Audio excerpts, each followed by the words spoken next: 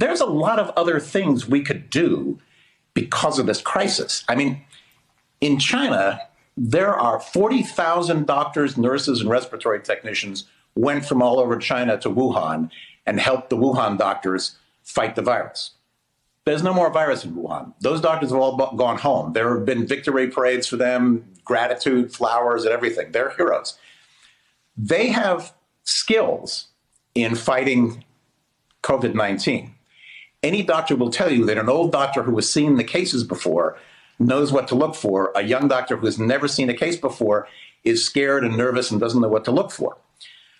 They not only have the skills, a lot of them caught the virus and are now immune. So they can do a lot of things that would be dangerous for somebody who hasn't got the virus to do. I don't see why we couldn't hire for our pandemic a lot of those doctors, nurses, respiratory technicians. We would need to find translators, but that's not so tough in New York City. We would need to pay them, but American wages look pretty good to Chinese doctors. The bottleneck, I fear, is that the Trump administration may be so afraid to admit that it might need help from outside that it will refuse them visas.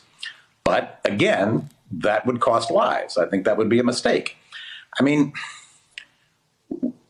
apparently, when Mr. Trump on Friday talked about his conversation with President Xi of China, he didn't mention that President Xi offered him help. Didn't want to mention that at all. But if you look at the reporting out of China, that was clear.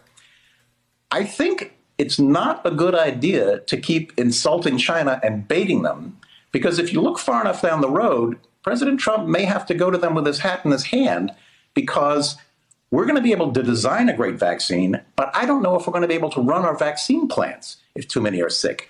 I'm not quite sure. We may need vaccine from China, and they, out of anger, could simply say, sure, it'll be $10,000 a dose.